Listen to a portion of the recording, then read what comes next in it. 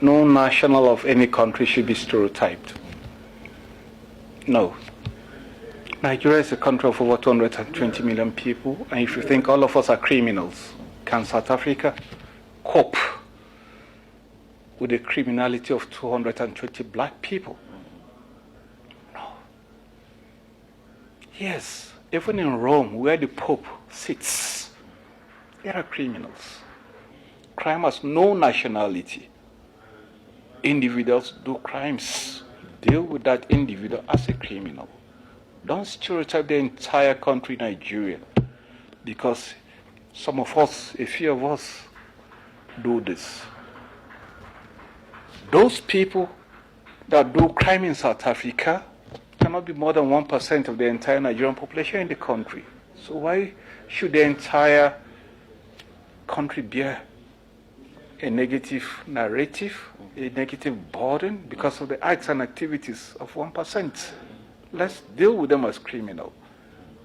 Go wherever they are. Arrest them, prosecute them. If you need to deport them, come. The consulate will assist you, and we'll do that. I think that's the job I see between the two governments, the two countries. Nigeria is the largest black country in the world. If South Africans want to tell me that the largest black country in the world only produces criminals, then there's a problem there. The South African community, not all of them, but a few, a handful, have built that wall of stereotype that obviously they don't want to entertain anything Nigeria. And of course, they have to put their act together to overcome that obstacle, because it's an obstacle to engage, with the community. Frank Onyekwelu, the president-elect of NICASA, joins me from Johannesburg for more on this. Thank you so much for your time, Frank. Thank you, sir. Thank you for having me. All right, greetings to all Nigerians and all viewers. All right, thank you. As the incoming NICASA president, what are your key priority goals and vision for the association, and what are the specific initiatives or changes you hope to bring to NICASA during your tenure as president? Thank you for having me once again.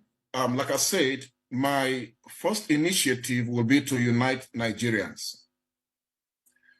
We seems like a divided nation here in South Africa, where tribal differences, personal interests, and emotional challenges have combated and separated us or divided us.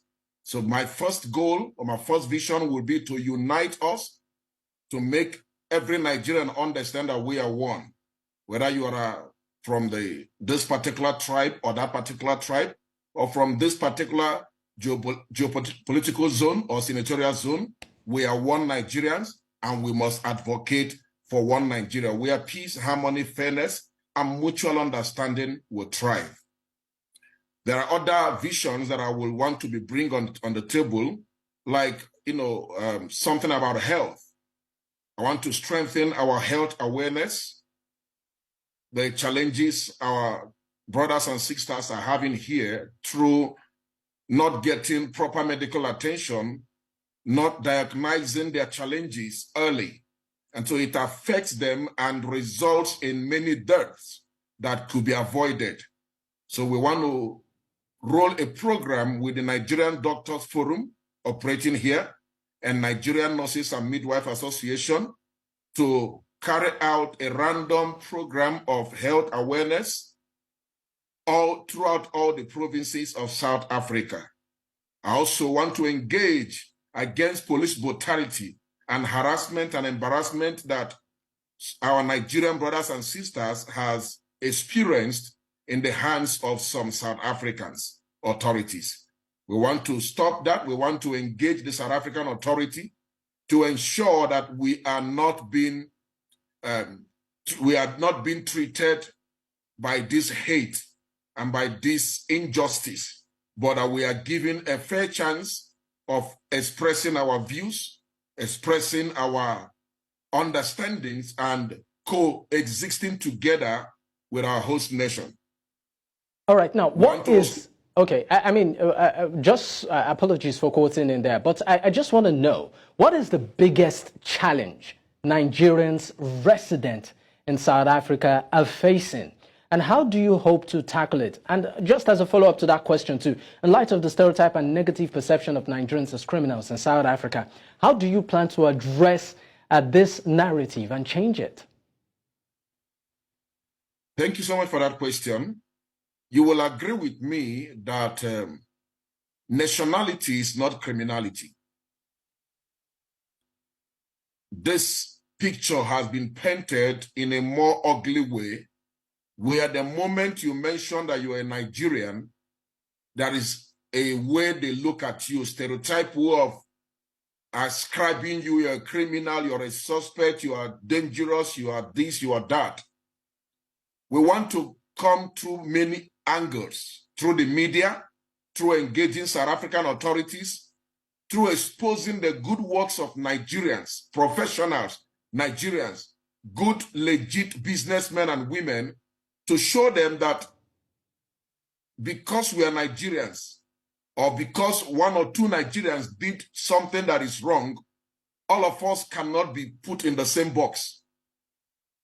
We uphold the rule of law, and we encourage our citizens to be law-abiding citizens in South Africa. Hence, if anybody does something that contravenes the law, such a person should face the music of the law. But they must not generalize all nationality, all Nigerians to be the same, because nationality is not criminality.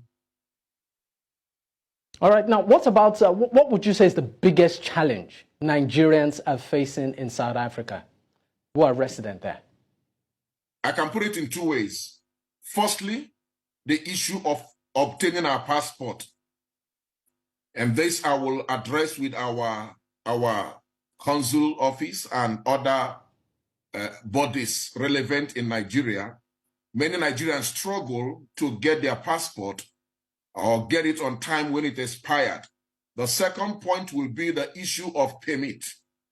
It's causing a big havoc. Many Nigerians that are staying here are struggling with their permits. It's either they've applied for it, it's not forthcoming. Many are waiting for 4 years, 3 years. Some students that are applied for study permits with every relevant document put in place, but yet they are not getting it. It's causing a big challenge.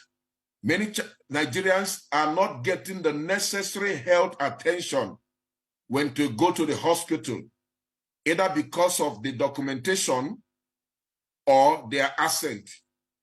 So once they are classified as Nigerians or foreign nationals, they are unfairly given attention or given treatment.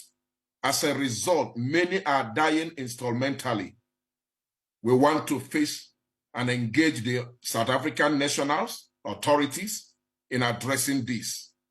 All right. Now, how do you envision, any specific initiatives or programs aimed at empowering and supporting Nigerians in South Africa, particularly in the areas of education, employment, and also entrepreneurship, and also cultural integration, vis-a-vis, in line with the local community there, that's the local South Africans there? How do you hope to, marry all of this together, to create a very favorable outcome?